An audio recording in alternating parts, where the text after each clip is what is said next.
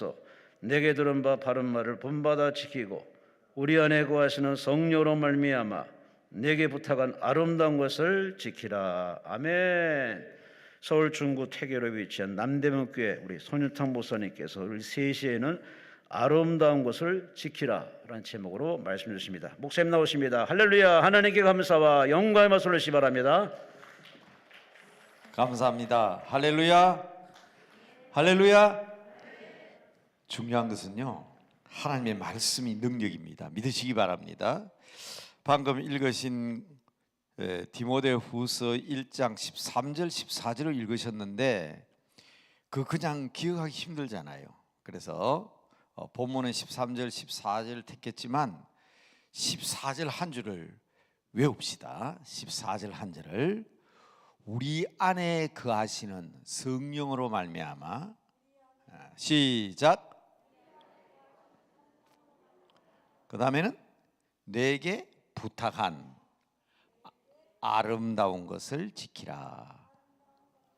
자, 못 외우시면 한번 보시고 그 다음에 외웁시다. 못 외우시면 아직도 어디가 내가 안 돼서 안 외우니까 아주 간단한 구절이니까. 우리 안에 거하시는 성령님으로 말미암아, 성령으로 말미암아 내게 부탁한 아름다운 것을 지키랍니다. 한번 보시고 시작.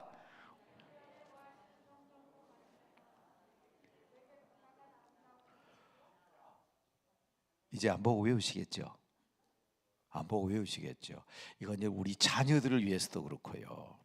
우리 부모님이 내게 물려주신 신앙의 유산을 봐도 그렇고, 저처럼 부모님이 예수를 안 믿고 어릴 때는 다른 종교 생활을 하다가 예수를 믿은 사람도 이 한 구절은 꼭 외움으로 말미암아 이 말씀이 대대로 전달될 수 있는 그런 복을 받는 여러분들 되시기를 바랍니다. 자, 첫째는 어디에 거하시는 성령님? 우리 안에 거하시는. 너희 안에로 돼 있어요? 우리 안에죠.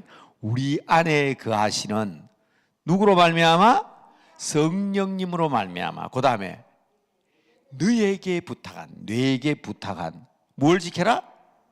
아름다운 것을 지키라. 설교 그만해도 돼요. 설교 그만해도 된다고. 이 너무 중요한 말씀이기 때문에.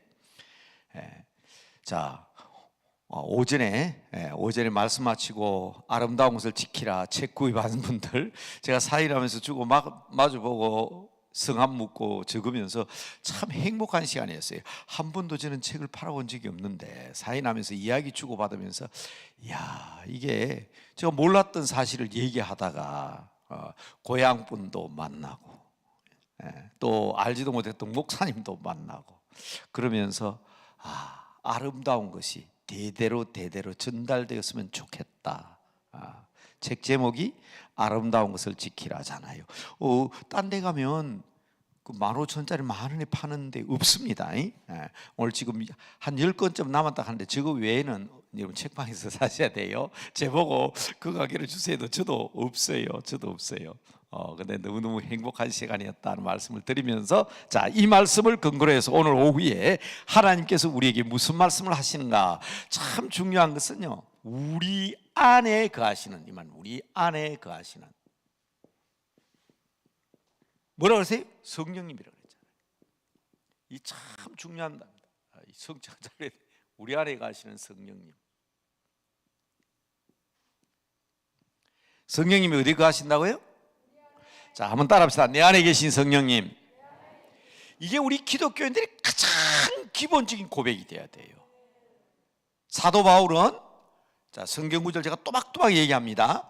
고린도전서 3장 16절에 이러면 목사님 3장 16절은 다 중요합니까? 요한복음도 3장 16절인데 고린도전서 3장 16절에 사도 바울이 고린도 교인들에게 이렇게 얘기합니다.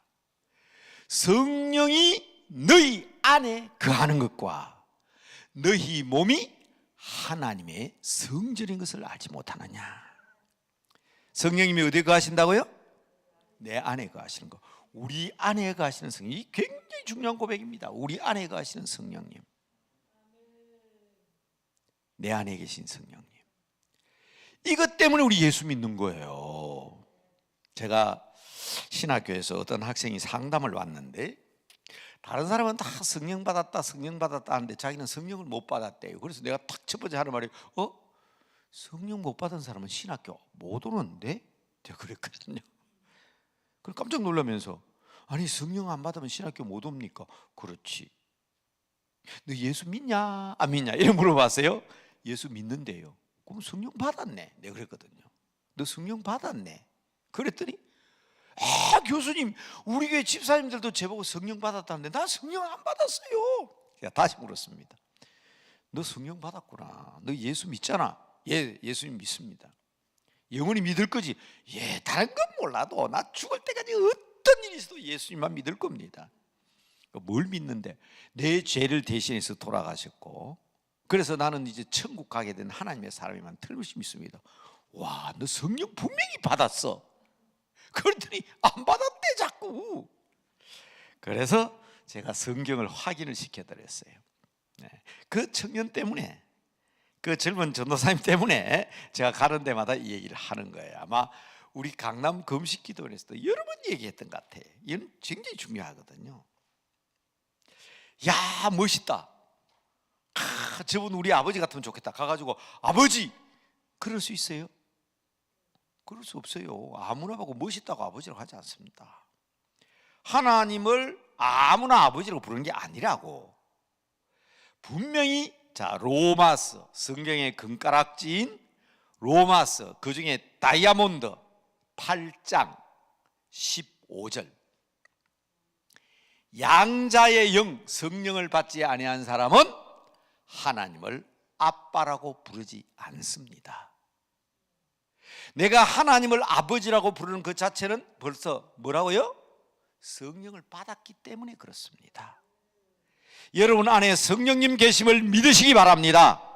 하나님을 아버지라고 부르는 그것이 성령 받은 가장 분명하고 확실한 증거입니다. 다시 한번 따라합시다. 내 안에 계신 성령님.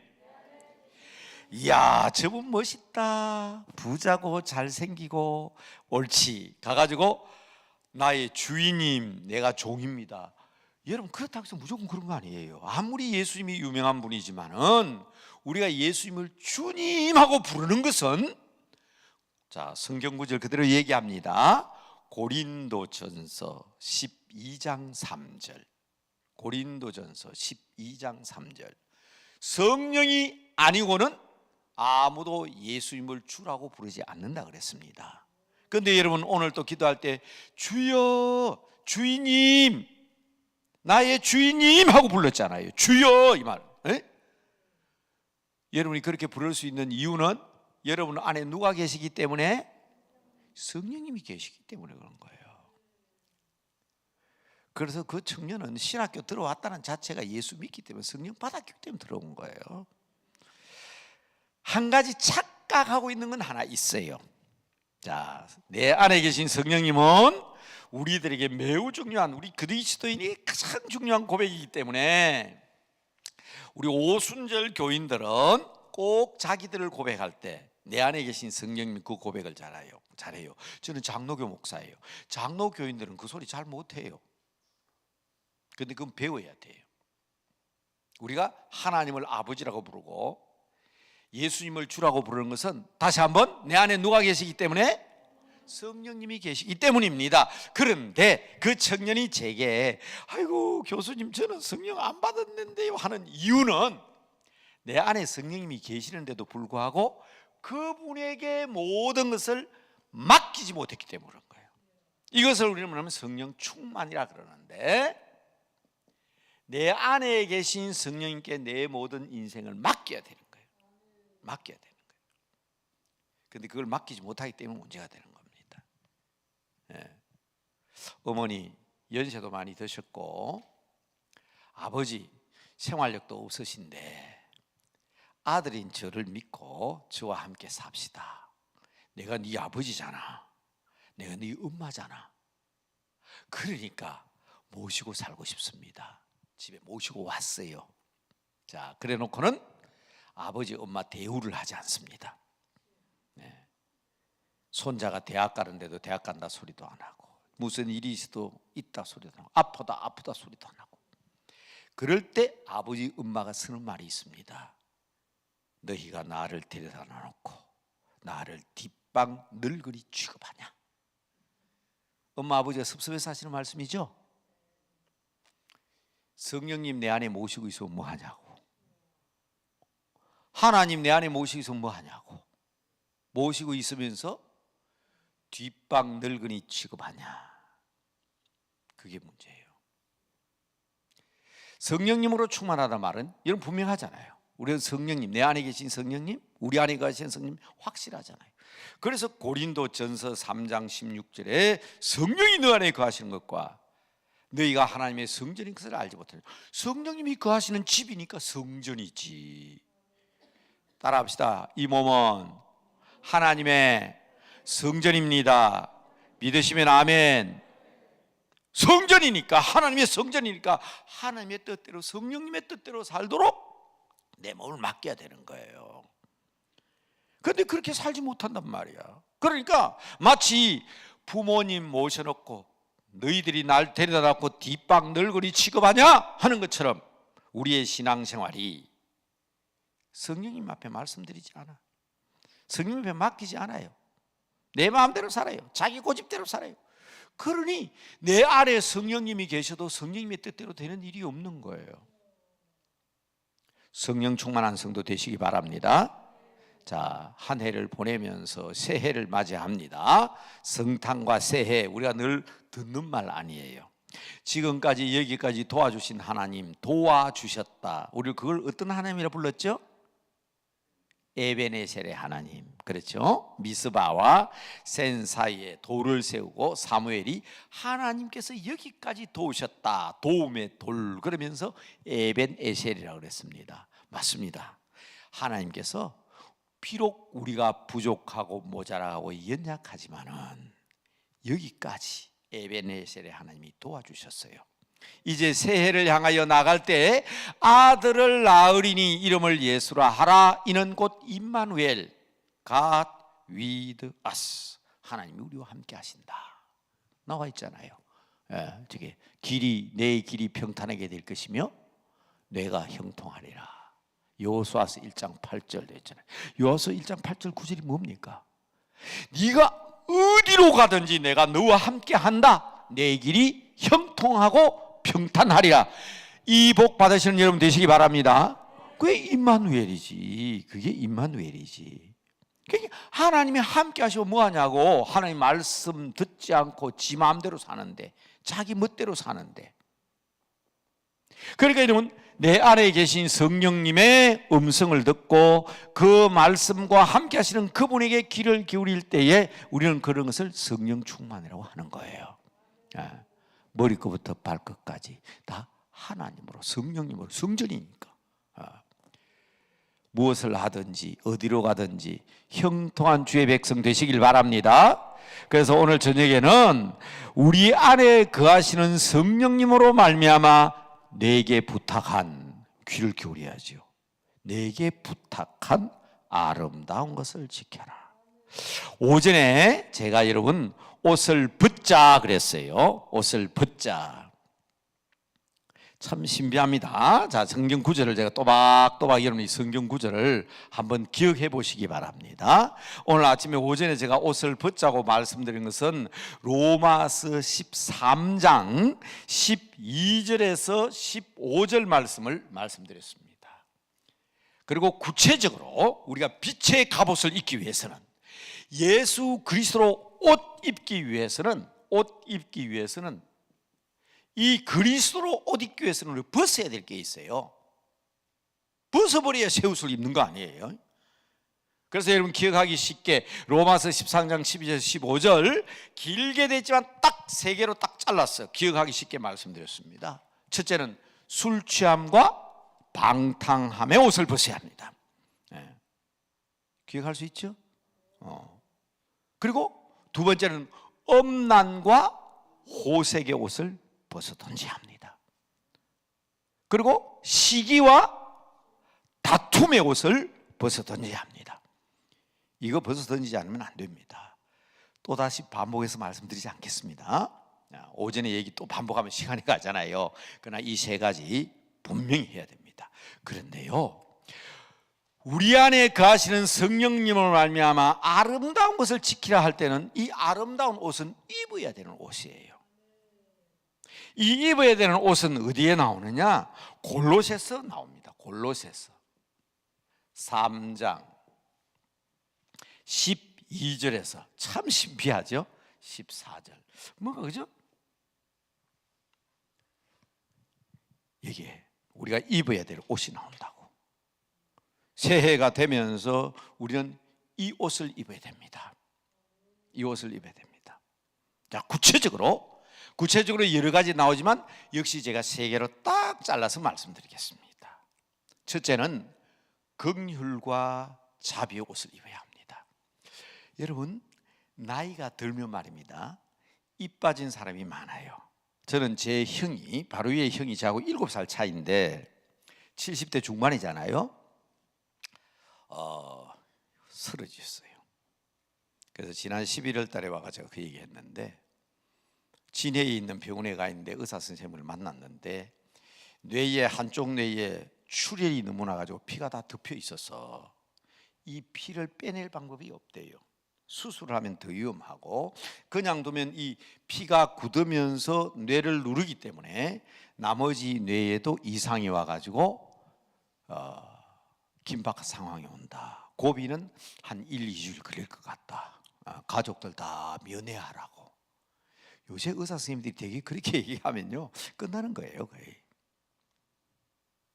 제가 가서 의식이 없는 형님 머리에 손을 얹고, 어릴 때는요 형제간이 어떻습니까? 치고받고 싸우잖아요. 근데 나는 참 억울해요. 다른 형제들은 2살, 3살 차이면 치고받고 싸워 동생이 이길 때도 있어요.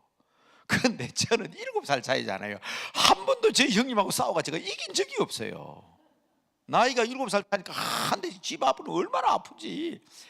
그래도 참 못됐죠. 형제간에는 그런가 봐. 그래도 대 들고 싸우고 뒹굴고, 그래도 또 얻어 터지고 코피 터지고, 그런 적이 한두 번이 아닙니다. 근데 나이가 이제 저도 70이고 우리 형님도 70 중반이지만 그 손을 잡으니까 눈물밖에 안 나더라고. 그 머리에 손을 얹고 기도를 했습니다. 우리 진료들이 와가지고 작은아버지 기도한다고 나을까요? 하나님 믿어라. 일주일 후에 저희 진료가 전화가 왔어요. 작은아버지 의사 선생님이 오라 해서 갔는데요, 머리에 있는 피가 하나도 싹 다 사라져 버렸어요. 봐라, 목사가 기도하면 그런 것이다. 잘 안 믿으려고 그래요. 지난 여름에 태풍 왔잖아요. 뭐 공개해도 괜찮죠. 제 고향은 밀양입니다.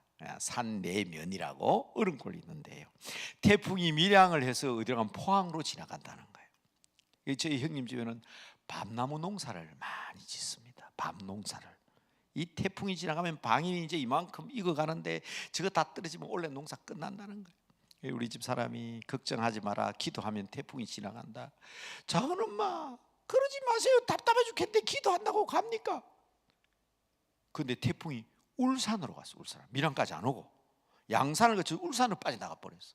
놀래가지고 대신에 포항으로는 태풍 아니게 되면 포항에 비가 엄청 많이 오고 홍수졌잖아요. 그렇죠? 그런데 바람이 안 불어서 그런 경험을 보고도 성령님이 그 안에 가셔야 그 말씀을 듣고 아는데, 교회 안 나간 사람도 아니에요. 교회 한 번씩 두 번씩 다 나가고 또 막 그냥 저는 안 믿는 가정이에요. 우리 집안은 본래 안 믿는 가정이에요. 중학교 때, 고등학교 때까지 예수 믿으라 소리 들어본 적도 없고 성경책 만져본 적도 없고요.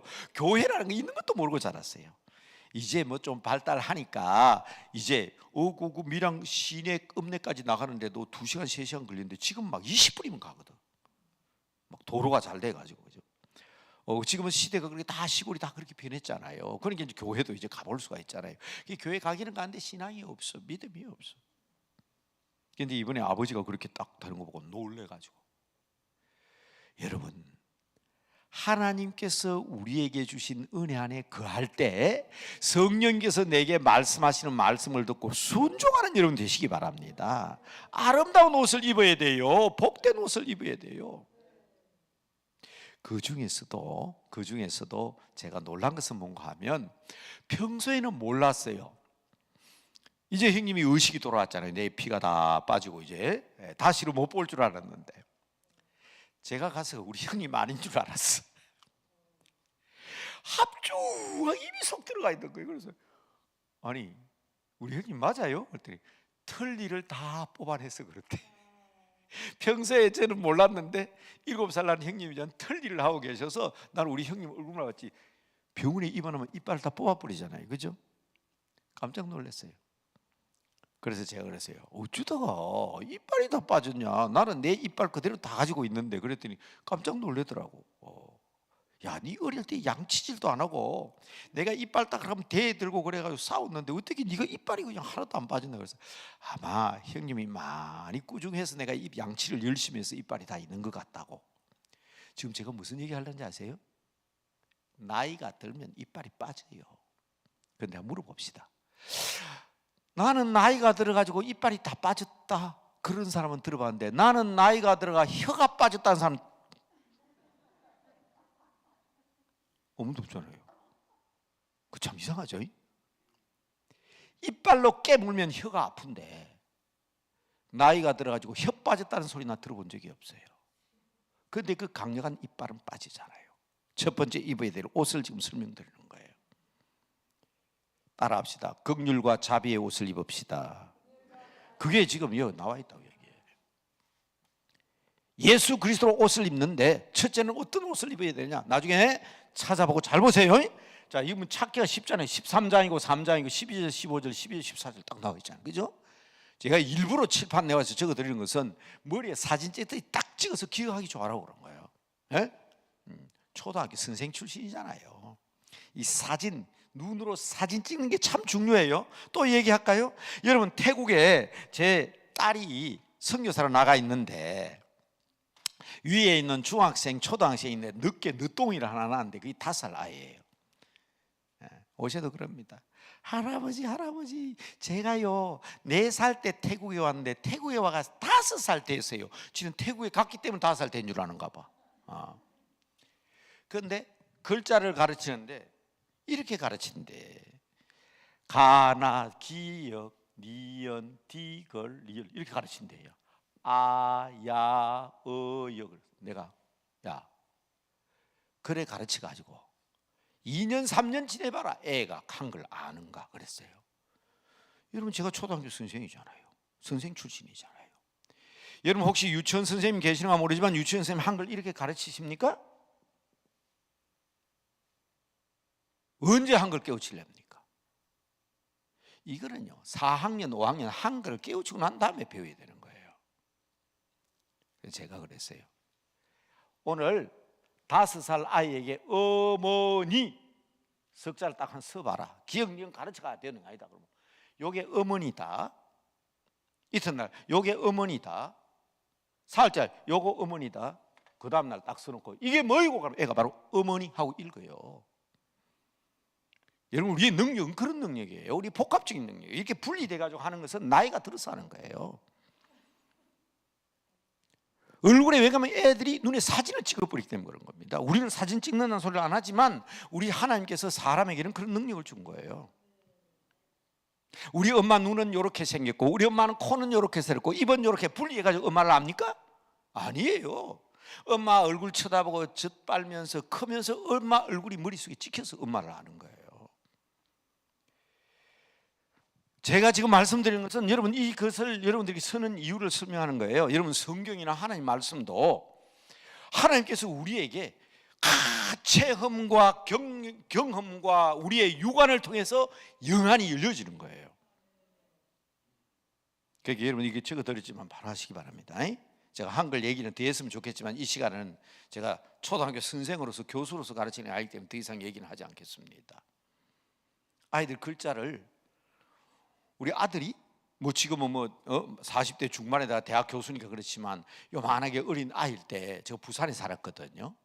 대연 로타리에 가면 이상원 정형외과로 간판이 이래 있어요. 지나가면서 그래요. 아빠 나 한글 알아.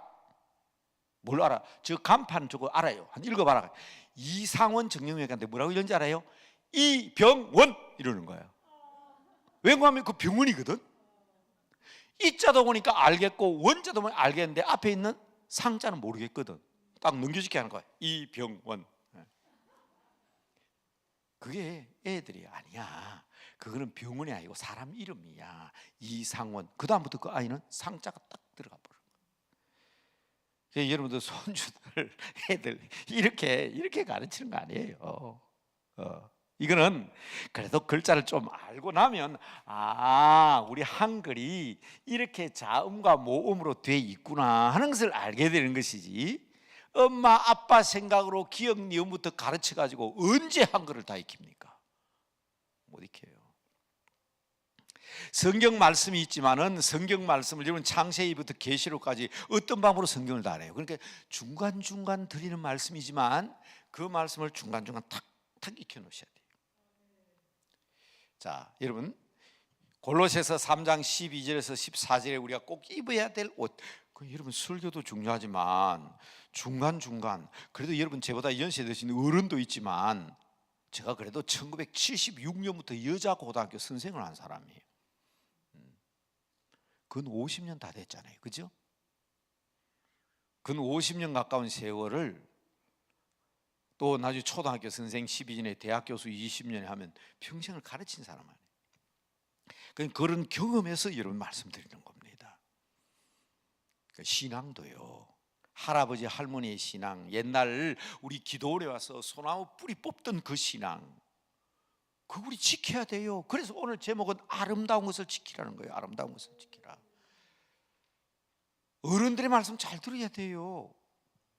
정말 잘 들어야 돼요. 지금 젊은이들은 디지털이 있다, 그리고 여러분 인공지능이다 해가지고 실제 그래요. 여러분 아무리 60대 70대 할아버지한테 스마트폰 갖다 놓고 가르쳐줘도요 다 몰라요.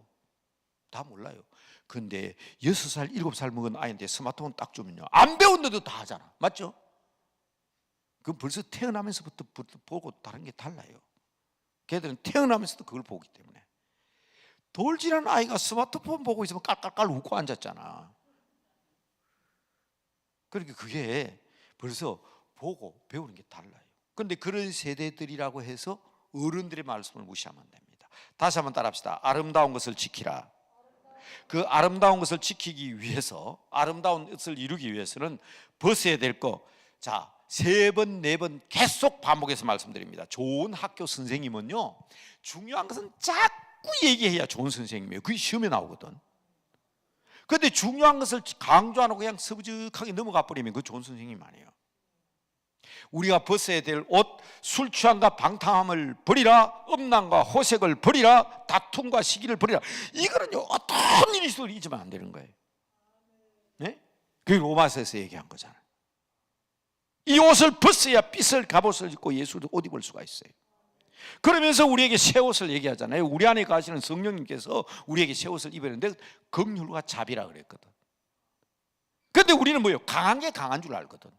그 강한 이빨이 세월이 지나면 다 부러지고 빠지지만 연약하고 온유한 혀, 국률하고 부드러운 혀는 여러분 나이가 아무리 돼도 안 빠지잖아요. 이거 우리 알아야 돼요. 강한 것만 최고인 줄 압니다. 여러분 똑같은 객과 동물인데 늑대는 이는 동물원에 가야 있어요. 근데 똑같은 객과 동물이지만 온유한 개는, 사람을 잘 따르는 개는 지구상 어디에 가도 개가 다 있어요. 저 모스크바 러시아에 가도, 저 남아프리카에 가도, 한국에 가도, 일본에 가도, 중국에도 개가 없는 데는 없잖아. 똑같은 객과 동물이지만은 난폭하고 성질급한 짐승은 강하기 때문에 분명히 개와 늑대가 싸우면 늑대가 이길 것 같은데 그건 왜 사라지고 동물원에 가야 있습니까? 똑같은 고양이과 동물입니다. 그런데 호랑이는 동물원에 가야 있잖아요. 그런데 여러분 집에 또 어디나 고양이는 어디 가나 다 있잖아요. 이거 아셔야 돼요. 우리가 입어야 될 옷은 긍휼과 자비 옷입니다. 손해보는 것 같지만은 우리 믿는 사람들의 마음은, 우리 믿는 사람 마음은 성령님께서 주시는 부드러운 옷, 온유한 옷을 입으시기 바랍니다.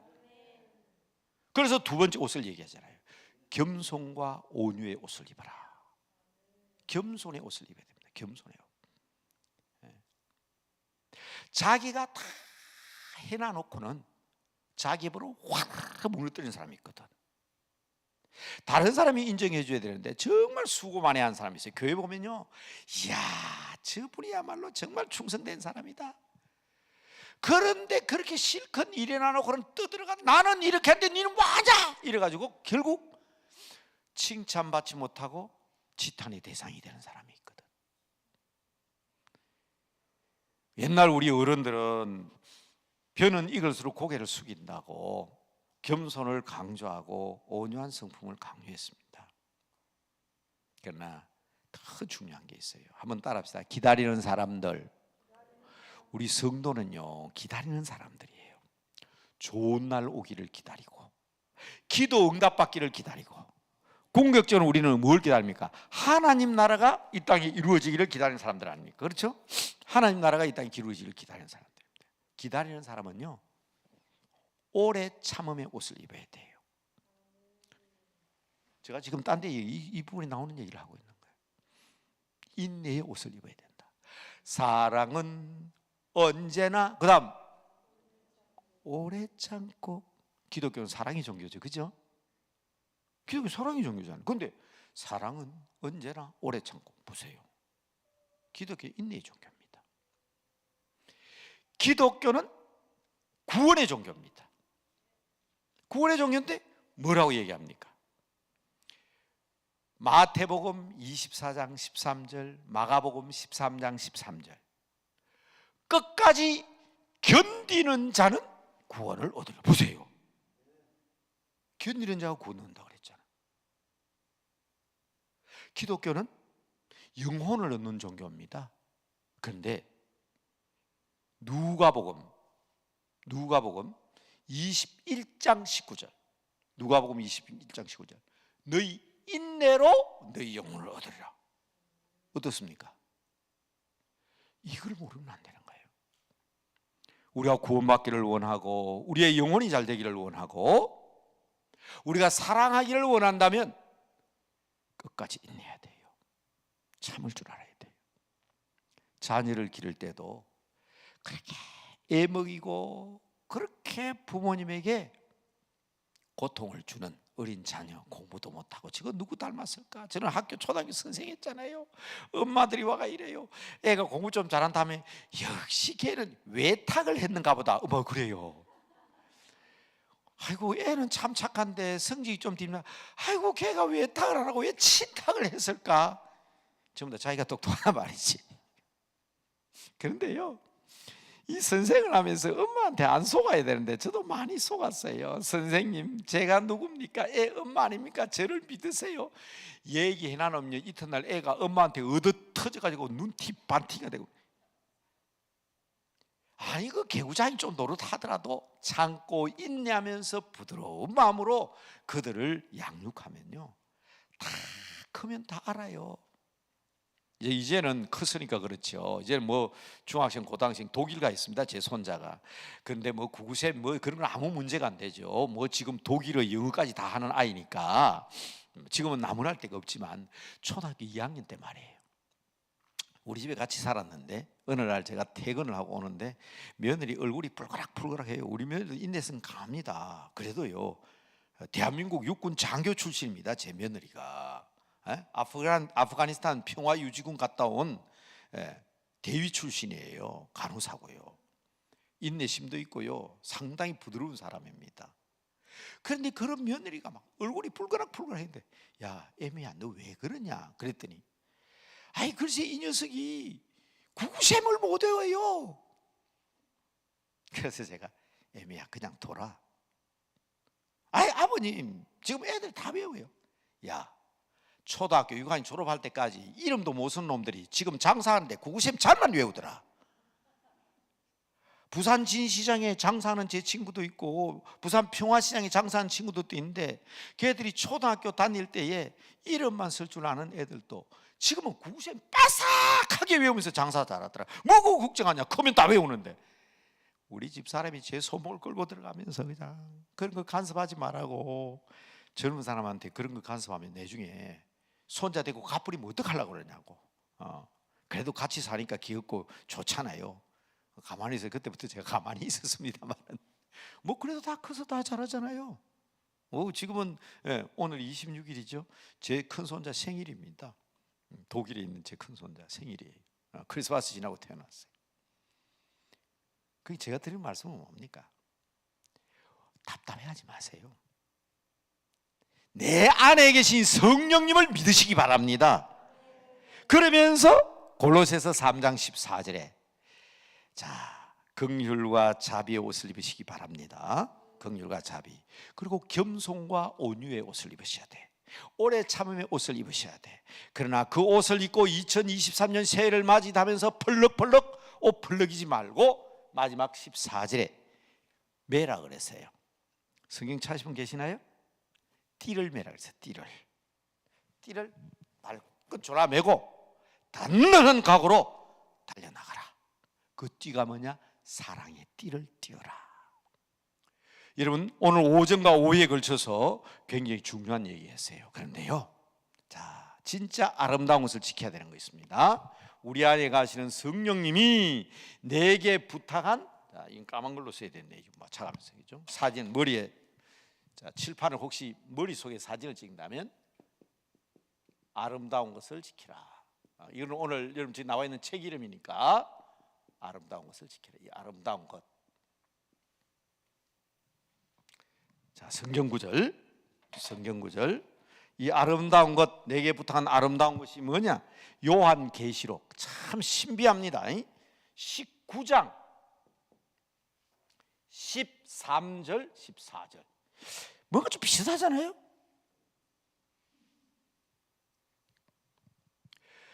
피 뿌린 옷을 입고 계신 우리 주님께서, 피 뿌린 옷을 입고 계신 우리 주님께서 백마를 타고 계세요. 피 뿌린 옷을 입고 관을 쓴 우리 주님께서 백마를 타고 계시면서 나가시는데, 성령으로 충만한 사람은 주님을 바라보고 나갑니다. 어제도 말씀드렸지만 우리는 빛이 없어요. 우리는 발광체가 아닙니다. 우리는 반사체입니다. 달과 별은 반사체입니다. 빛을 내지 못합니다.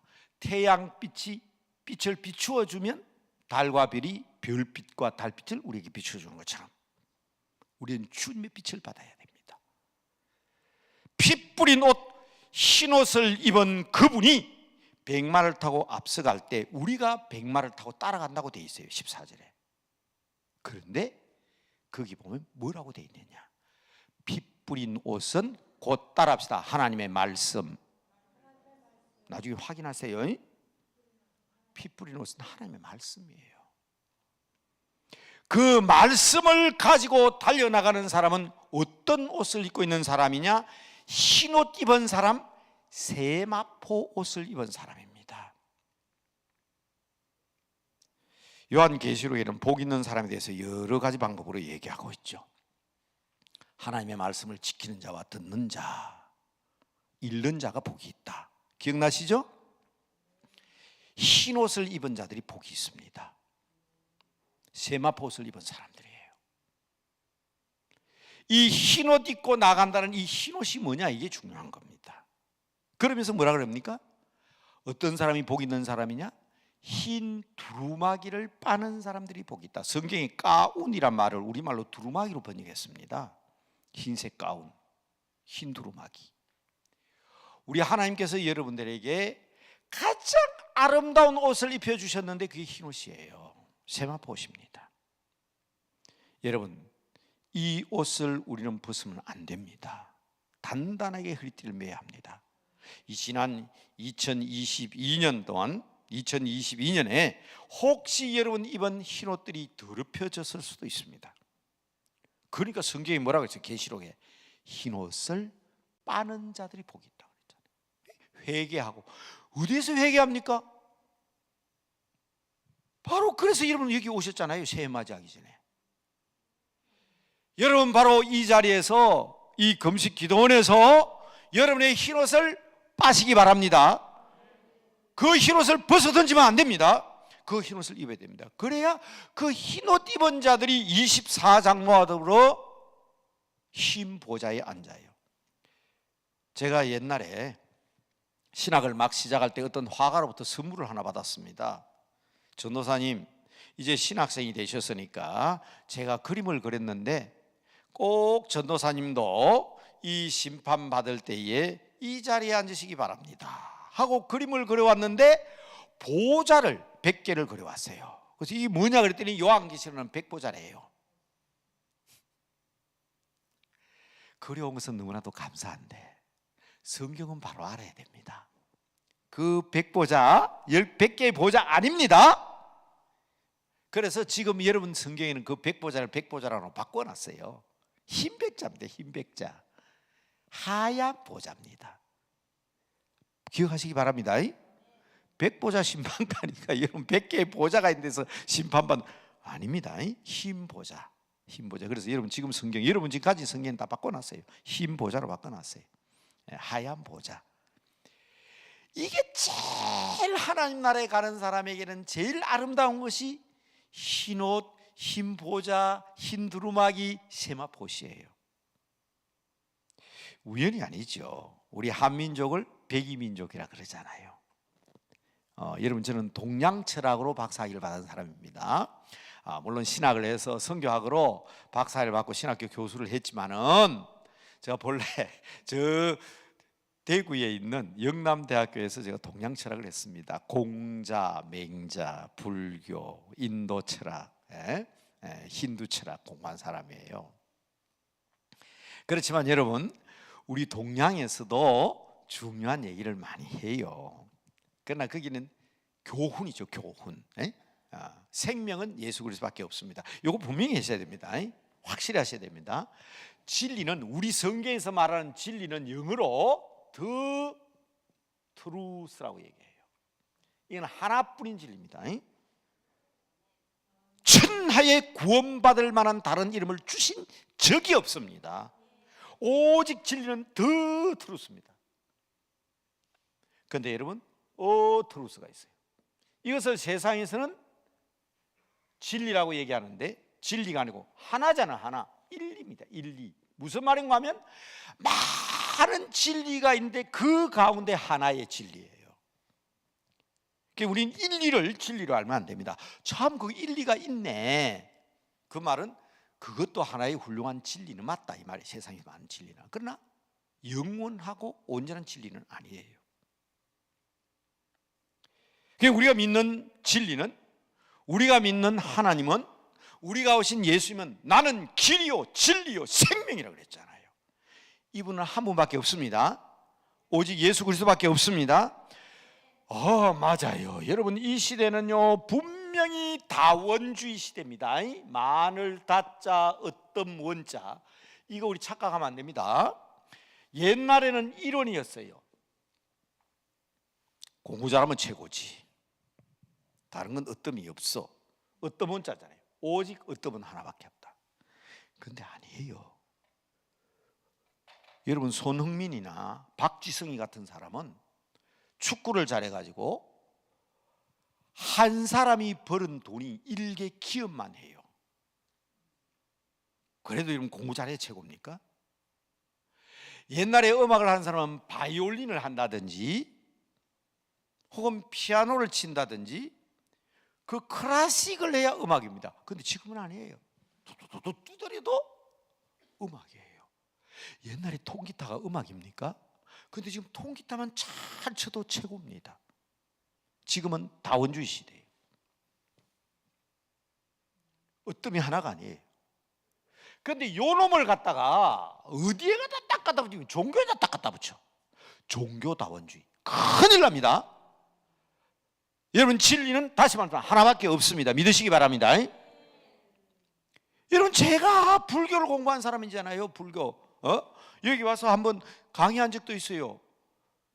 스님들이 제가 불교 강의하는 거 듣고 놀래가지고 그냥 연불만 외우다가 학문적으로 제가 박사학위를 받은 사람인데 불교에 대해서 얘기하면 쫙 하죠. 제가 역사, 불교 역사로부터 불교가 뭘 진리를 얘기하냐, 일리 있는 이치에 대해서 얘기해요. 유교에 대해서 말도 마세요. 저는 태어날 때부터 6살, 7살 때부터 저는 아버지가 사랑방에서 가르치는 동양의 진리를 뭐 그때 외우는 거 지금도 외워요. 그런데 그거는 내가 참 한소열이 장종에 취우주할 물이 선소이 불이하고 이거는요 제가 6살 7살부터 외우던 말이에요.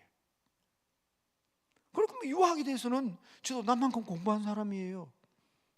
그런데 도대체 지금까지도 그게 무슨 말인지 모르고 어릴 때 그냥 무조건 귀에 들리는 따라하는 거 그런 것도 있잖아요. 그래서 지금도 나는 그거 몰라요. 무방울이 점점 떨어져서 이런 말 도대체 그게 무슨 말인지 왜 그런 걸 외웠을까? 주랑의 한국발이요 가홍의 초목생이라 그런 거 이제 사람 봐서 외우면 제가 막 바깥에서 듣고 외우잖아요. 근데 그건 아직까지 못 찾았어요. 그죠? 동양철학 박사 학위까지 봤는데 난 아직 못 찾았어요. 그게 어디에 나오는 말인지. 그러나 여러분 그렇게 공부를 한 사람이지만 제가 그런 여러분 동양 철학의 박사는 아무나 줍니까? 그런 사람이 제가 얘기하잖아요. 모든 세상이 이치는 다원주의 시대에 하나의 트루스는 얘기할 수 있지만 진리는 오직 예수밖에 없다. 천하인간의 구원 얻을 만한 이름은 예수 외에는 없습니다. 나는 길이요 진리요 생명이다. 나로 말미암지 천국 갈 자가 없다. 그 길을 갈 수 있는 사람은 오로지 이 옷을 입어야 된다. 오전 얘기 오후 얘기 지금 계속 옷 얘기하고 있잖아요. 왜냐하면 2022년을 보내면서 우리는 두루마기를 빨든지 잘못된 옷은 벗어던지고 새 옷 우리 주님으로 옷 입어야 하기 때문입니다. 결단하셔야 됩니다. 정말 이 옷을 입으셔야 합니다. 저는 지난 한 해 동안 우리 교인들에게 강조한 것이 하나 있는데 그것이 예사로 그 말씀대로 산 사람들은 지금 와가지고 이제 다 지워도 되죠? 지금 와가지고 목사님이 정말 놀랍습니다 하는 얘기를 합니다. 그러나 뭐 목사님 설교 가운데는 어레이 그런 게 있지. 그런 사람은 이 질만 못 본 것 같아요. 다 아시죠? 물고기 153마리, 모나미 볼펜에도 153이 나오고 특히 전도, 목사님들이 전도할 때는 그물을 던졌더니 적어도 153마리는 잡자, 전도하자. 그런데 저는 지난 연초에 기도하다가 하나님께서 제게 주신 이 말씀 도대체 이게 무슨 말인데 153을 제게 주십니까? 교인들에게 뭘 강조해야 됩니까? 그래서 이 기도원에 왔어도 그 얘기를 했습니다. 여러분 153 합시다 그랬어요. 얻은 말에 제가 삐기 꽂혀서 다른 말로 성령의 감동을 받아서 조반을 드시기 전에 아침밥을 드시기 전에 예수님께서 얘들아 와서 조반을 먹자 그럴 때에 아침 먹기 전에 잡은 고기가 153마리다. 이게 제가 아침 먹기 전에 아침 식사하기 전에 얘들아 와서 조반을 먹어라. 그럴 때 이미 물고기 153을 잡았다. 우리가 아침 먹기 전에 해야 될 일이 있다. 첫째, 피 묻은 옷은 하나님의 말씀이라고 그랬잖아요. 여러분 새해에는요 지금부터 그러셨겠지만은 새해에는 제발 부탁입니다. 성경 한 장 읽기 전에는 아침밥 드시지 마세요. 조반 전에 하나님 말씀을 먼저 드시는 여러분들 되시기를 바랍니다. 여러분 조금 이런 얘기하면요 목사님들한테 미움받아요. 여러분 아름다운 것을 지키라는 그 책 속에 보면 희한한 말들이 많습니다. 저도 목사님은 성도들 위해서 새벽마다 교인들을 위해서 새벽마다 눈물로 세수할 각오가 돼 있지 않으면 목회할 생각 그만둬라 뭐 그런 말이라든지 적어도 목사가 가져야 될 방은 성도들과 관계하는 사랑방 그리고 하나님 말씀과 가까이 있는 공부방 그리고 하나님과 기도하는 골방 이 세 개 3방을 점검해라든지 그런 말들이 거기 다 나와 있어요. 교인들에 대한 말도 있어요. 제발 목사님들이 하나님의 말씀 전하는데 저 수원지에서 하나님의 말 수원지에서 물이 우리 집 수도물이 우리 집까지 들어오는데 깨끗한 물 좋은 물이 공급되어 벌컥벌컥 마실 수가 있는데 목사님은 하나님의 말씀이 우리 집에까지 오는 내게까지 오는 통로예요. 통로 말씀의 통로라고 거기다가 자꾸 이 물질을 집어넣는 사람들이 있거든. 교인들 가운데 그냥 세상 것 자꾸 얘기해주면 목사님이 감염이 됩니다. 그 나중에 설교할 때는 그 말씀이 하나님의 말씀이 아니고 변질된 말씀이 될 수밖에 없다고. 똑같아요. 저도 교인들에게 부탁하죠. 제발 수도 파이프 안에 이물질 좀 집어넣지 말라고. 말씀의 통로는 목사님들 아닙니까? 교인들이 이 목사님의 말씀의 통로에 이물질을 좀 안 집어넣었으면 좋겠다. 이 강남 금식기도회 옛날에 김성광 목사님 계실 때 아주 안 빠지고 나오는 장로님이 계셔요. 제가 그분과 같이 교회 옛날에 개척한 적이 있어요. 그 장로님이 제게 하는 말이 있어요. 목사님, 강단에서 목사님이 농담을 해도 저는 하나님의 말씀으로 듣겠습니다. 정신이 번쩍 드는 거예요. 이분은 강단에서 목사가 농담을 해도 하나님 말씀으로 얘기한다. 그러니까 여러분 얼마나 정신 차리고 설교하겠어요. 그런 은혜 받은 사람이 돼야지. 나중에 그건 아름다운 것을 지키라는 그 뒤쪽에 무려 42개의 요소들이 나와 있습니다. 그 나중에 한번 확인해 보시고요. 교인들이 지켜야 될 거, 신학생들이 지켜야 될 거, 목사님들이 지켜야 될 것을 42개를 제가 분류해서 실어놨습니다. 간단하게 실렸지만 정말 중요한 거예요. 지나가는 말이지만. 그러니까 여러분 이 하나님의 말씀, 이 피 묻은 옷 하나님의 이 말씀을 읽기 전에는 아침밥 먹지 말아요. 그러니까 우리 교인들이 부탁하는 거예요. 그럼 밥 먹지 말아요. 그럼 금식하면 돼. 하루 종일 금식이에요. 성경 읽을 때까지. 여러분 그런 각오와 다짐이 없으면 목사도 똑같습니다. 저도 똑같습니다. 저는 처음에 금식기도 할 때 내 마음속으로 교인들한테 성경에 나와 있잖아요. 금식을 할 때는 얼굴에 분을 바르고 화장을 하고 표를 내지 말고 금식하라 그랬잖아요. 내가 이번에 일주일 금식을 해야지. 한 3일 하고 나니까 배가 고파 죽을 지경이라. 하나님만 알지 다른 사람 아무도 모르잖아요. 하나님 아시죠? 나 못 견디겠어요. 그만 막 이틀만 하고 사람 말래요. 끊어버리더라고. 저도 똑같아요. 목사지만 하나님은 내 다 하시니까 뭐 내 배고파 못 견디겠는데.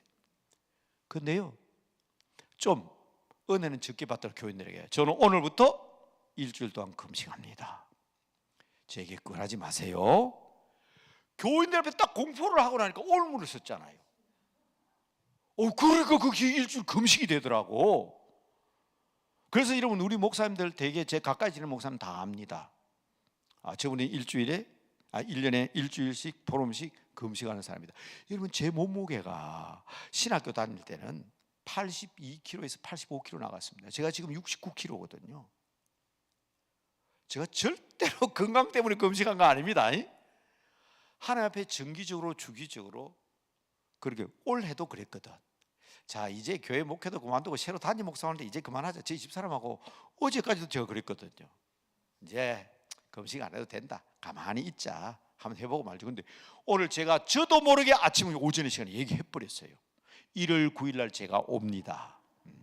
일주일 동안 금식하고 옵니다. 이제 좀 뭐 다 공포를 했으니까 안 할 수가 없잖아요.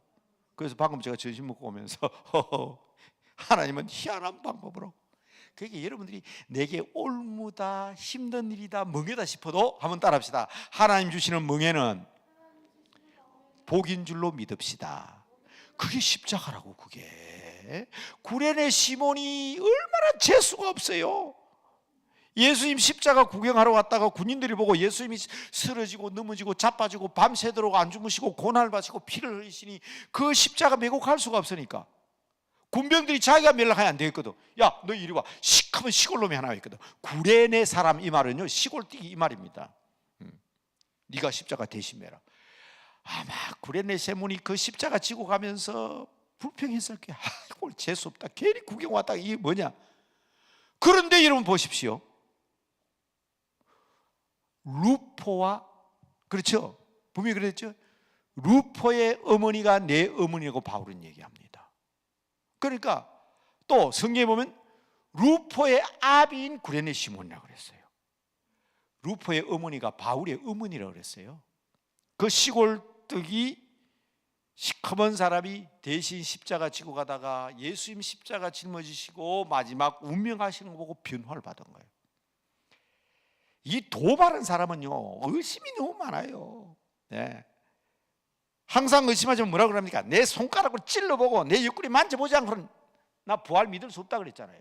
그런데 예수님이 봐라, 보고 믿어라. 안 보고 믿는다. 보기 있다. 바로 엎드려가 예, 나의 주의, 나의 하나님이시다 고백했잖아요. 그래놓고 또 의심이 왔대요. 자, 여기부터는 전설입니다. 베드로가 앞에서 설교를 하면요, 저 뒤에서 도마가 그랬대. 저 거짓말이다, 거짓말. 무슨 소리 하냐? 저 믿냐? 저 지금 믿냐? 여러분, 교회도 보면 그런 사람이 있어요.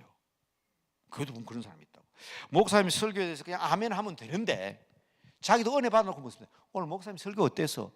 아, 참 좋았죠. 그럼 아무 말도 안 합니다. 너 어땠어? 아무 말도 안. 그러다 한 사람이 오늘 목사님이 그렇지, 그렇지, 그렇지. 이게 교회 문제가 되는 거예요. 저는 그런 사람 많이 봤어요. 네. 여러분 보세요. 76년대 여고 선생으로부터 시작해가지고 여러분 오늘날 70세 될 때까지 가르치는 선생님 한두 개 받겠어요? 저도 여러분 겪은 거 다 눈으로 보고 본 사람이에요. 꼭 보면 그런 사람이 있어요. 그 사람 성질이 나빠서 그런 게 아니라 자기도 모르게 그런 어떤 성품이 나오는 거예요. 야, 너 아무개 장로님 어때? 아, 그분 참 좋죠. 어때? 그 권사님 어때? 아, 그 권사님 다 좋은데 말이야.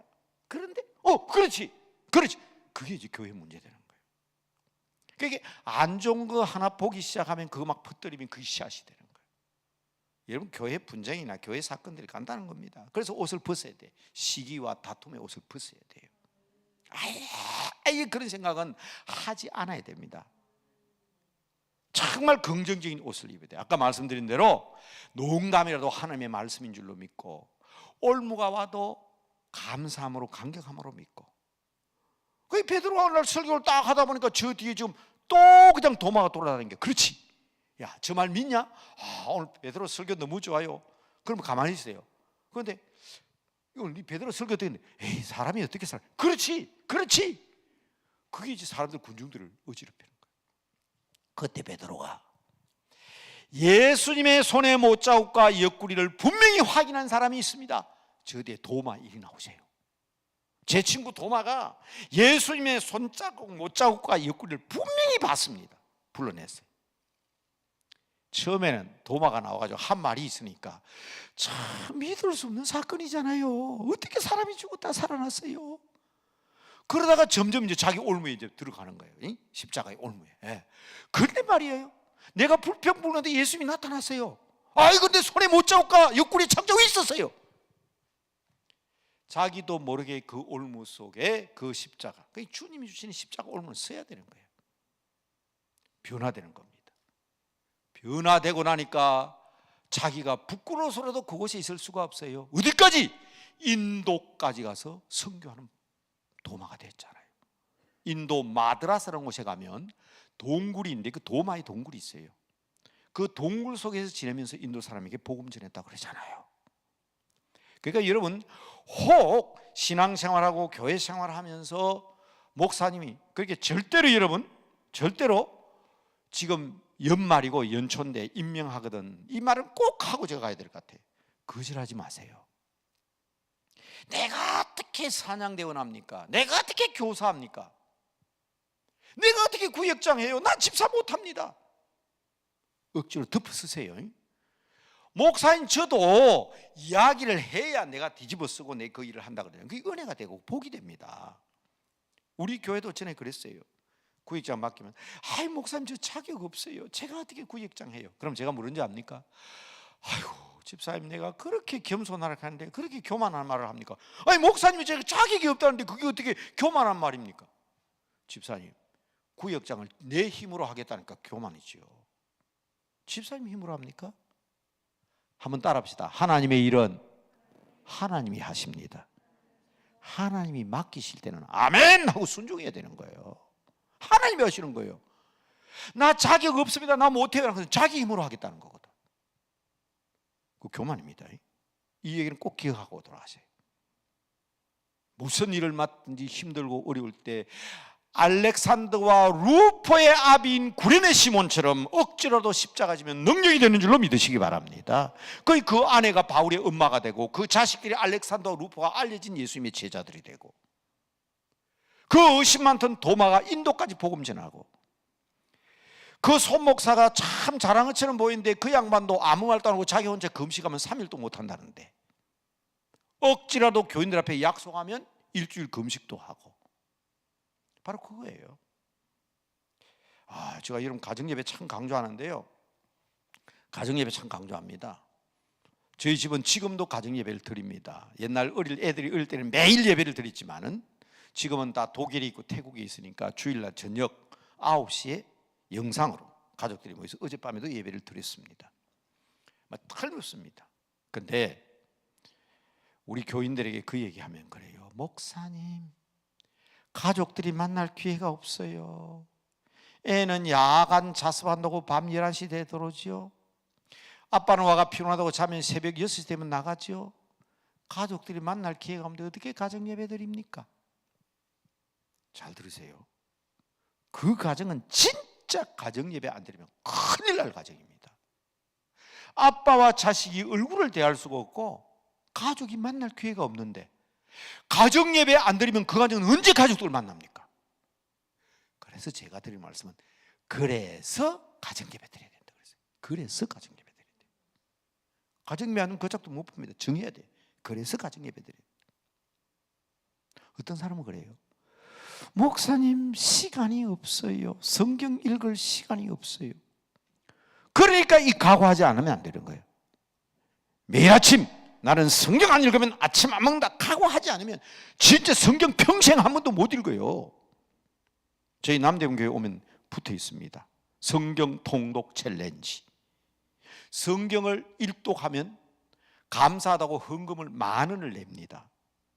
그러면 교회에서 10,000원을 보탭니다. 그러니까 100만 원 될 때마다 성경이 없는 나라에 선교를 보냅니다. 선교비로. 교인들이요. 성경 일독하면 상금 주겠다 하니까 성경 안 읽더니 10,000원씩 헌금해가지고 성경비 보낸다. 교회에서 보태게 보낸다니까 뭐 그렇게 성경을 많이 읽어요. 그게 우리가 생각하는 것과 세상 사람이 생각하는 것과 우리 교회 생각은 달라요. 바쁠수록 성경 읽어야 되고 만날 시간이 없을수록 가정예배 드려야 되고 그거 안 되면 우리가 절대적인 진리 더 트루스를 믿는 길이요 진리요 생명이요 예수를 믿는 게 세상상 다를 바가 뭐가 있냐고. 더 중요한 것은 이 오예요. 자, 아름다운 것을 지키라면서 얘기하는 거예요. 이 오가 뭐냐? 감사입니다. 한번 보세요. 오늘 아까 다 지워버렸네. 로마서 골로새 계시록 잘 읽어보세요. 뭐예요? 감사. 여러분 저희 교회 혹시나 우리 강남 금식기도원에서 하는 모든 예배는 다 유튜브로 나갑니다. 그렇지만 한 번쯤 남대문교회 153 우리 교회는 홈페이지에 남대문교회 찾으면 안 나옵니다. 유튜브에 이게 들어가야 돼요. 남대문교회 153 해야 나옵니다. 얼마나 제가 153 강조했는 거 아시겠죠? 지금도 유튜브가 남대문교회 153 해야 제 설교를 유튜브로 들을 수 있고 남대문교회 153 반드시 뒤에 들어갑니다. 새벽 기도에 남대문교회 153 하면 새벽 기도가 나와요. 자, 시작할 때 같은 걸 한번 보세요. 우리 부목사님들이 새벽 기도했는데 반드시 먼저 여러분 감사합시다. 그리고 5가지의 감사를 하고 난 다음에 찬송 몇 장 부르겠습니다. 그래요. 제 철칙이에요. 5가지의 감사. 아침 먹기 전에, 조반 먹기 전에 5가지 감사 제목 찾자. 지난밤 잘 자게 해주셔서 감사합니다. 오늘 아침에 성경 읽고 하루 시작해 주셔서 감사합니다. 우리에게 좋은 가족 주셔서 감사합니다. 교회를 위하여 기도해 주셔서 감사합니다. 좋은 날씨 주실 줄을 믿고 감사합니다. 오늘도 승리하게 해 주실 줄 믿고 감사합니다. 하나님이 함께 해 주심을 믿고 감사합니다. 여하튼 억지로라도 5가지 감사하라는 거예요. 엄청난 변화가 있습니다. 제가요 이것을 하면서 며칠 전에 저 일산에서 목회하다가 은퇴하신 목사님 부부를 만났는데 그 사모님이 아들만 셋이에요. 그런데 목사님 아들이 셋인데 며느리 셋도 전부 다 목사 딸이에요. 그런데 그 아들 셋이 다 목사예요. 나는 이분한테 얘기 들은 거 아니에요. 식사를 하면서 얘기하는데 목사님 저는요 어려서부터 하루에 5가지 감사를 반드시 하고 잠잤어요. 그래서 어느 날 침대 밑에서 엎드려 기도를 하는데 진료가 위에서 보고 2층 침대 2층 내려보고 숙모 뭐 하세요? 나 하루에 5가지 감사한단다. 그런데 그 아이가 그때부터 하루에 5번 감사하는데 지금 대학에 미국에서 가장 좋은 뭐 의과대학이라든가 미국에서 유명한 여의사인가 뭐 여지도자가 됐다고 그러더라고. 그러면서 그분이 내가 얘기 안 했어요. 우리 교회 부목사 엄마인데 제가 연말이 되기 전에 식사나 하려고 했는데 그 얘기를 하는 거예요. 제가 아무 얘기 안 했습니다. 그분이. 저는 평생 이 5가지의 감사가 이렇게 큰 변화와 기적이 일어날 줄 모르고 평생 5가지 감사를 하고 남에게 가르치는데 그 5가지 감사한 사람마다 놀라운 역사가 일어났어요. 그래서 제가 확신을 가지게 된 거예요. 지금까지 해왔지만. 그래서 저는 여러분들에게 말씀드립니다. 이 아름다운 것을 여러분이 전해야 됩니다. 5가지 감사 잊지 마세요. 여러분 새 옷을 더 들옷을 믿는 아름다운 것을 지키는, 그래서 새해 부탁드리는 것은 바로 이겁니다. 1, 5, 3 잊지 마세요. 조반 먹기 전에, 조반 먹기 전에. 그리고 3가지의 결심을 하셔야 됩니다.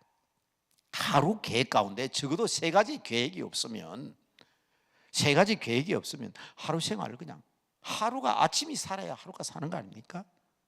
오늘 우리 부모님에게 전화해야지, 오늘 남편에게 맛있는 거 해드려야지, 오늘은 우리 아들하고 대화의 시간을 가져야지, 오늘은 내가 교회 가서 예배 드리는 날이다, 오늘은 아무아무의 집사님 만나봐야지, 오늘은 목사님 몸 불편하시는데 안부 전화해야지. 보이지 않는 가운데 하루에 3가지씩 착한 일을 계획해 보시라는 거예요. 그 계획도 없이 그냥 되는 대로 사는 그런 세상 사람 되지 말자. 이게 소 목사가 얘기하는 153. 그래서 우리 교회는 남대문 교회 153이 암호가 되어 있고, 지금도 교인들이 이걸 예사로 생각하는 사람이 있어요. 진짜로. 왜 그냥 남대문 교회만 되지 뒤에 153을 왜 붙여놨을까? 그러나 이것을 강조하기 위해서 심어놓은 겁니다. 아름다운 것은 지켜야 됩니다. 정말 우리 자손 대대로 이 아름다운 것은 지켜야 돼요. 그래서 오늘 우리 안에 거하시는 성령님에 대해서 말씀드렸습니다. 우리 안에 거하시는 성령님, 성령님 섭섭하게 하지 마시기 바랍니다. 성령님 섭섭하게 마십시다. 2번째로는 거룩한 의의 옷, 세마포 옷을 입읍시다. 그러기 위해서는 헌옷을, 오전에는 벗어 던지는 것을 얘기했는데 헌옷을 벗고 예수 그리스도로 옷 입으시고 말씀으로 옷 입으시고, 아름다운 것을 지키는 것, 많은 것 얘기할 수 있지만 The truth, 우리 주님의 영광을 바라보는 153의 성도들이 되셔서 우리 주님이 부르실 때 와서 조밥 먹으라 주님께서 말씀하실 때 주님 앞에 나가서 주님과 함께 음식을 먹을 때 제자들의 눈이 환하게 밝아졌습니다. 엠마오로 내려가던 제자들도 주님과 함께 갔지만 주님인 줄 몰랐습니다. 그러나 함께 음식 먹으면서 그 눈이 밝아졌습니다. 하나님의 말씀 먹고 조반 드심으로 하루하루 여러분 눈이 밝아져서 2023년에는 365일 동안 여러분의 영안이 확 열려서 넘어져가는 한국교회를 세우고, 넘어져가는 한국 이 민족의 역사를 세우고, 잠들어 있는 우리의 이웃을 깨우는 역사를 감당하는 여러분들 되시고, 특별히 우리 강남 금식 기도를 통해서 여러분 기도할 때에 바로 이 감사의 조건을 통해서 더 큰 놀라운 비전을 바라보게 되므로 구국재단으로서의 강남 금식기준이 될 수 있도록 함께 힘을 합치는 귀한 여러분들 되시기를 주님의 이름으로 축복합니다. 축복합니다. 축복합니다. 다시 한번 오늘 본문 말씀만 한번 외우고 우리 주여 부르짖고 기도합시다. 우리 안에 거하시는 성령으로 말미암아 내게 부탁한 아름다운 것을 지키라. 소리 맞춰서 한번 힘있게 당당하게 합시다. 자, 우리 안에 시작. 우리 안에 거하시는 성령으로 말미암아 내게 부탁한 아름다운 것을 지키라. 따라합시다. 아름다운 것을 지키자. 아름다운 것을 지키자. 아름다운 것을 지키자. 이 아름다운 것을 지키게 하여 주시옵소서. 다 함께 부르짖습니다. 주여 부르짖고 함께 기도합니다. 다 같이 부르짖겠습니다. 주여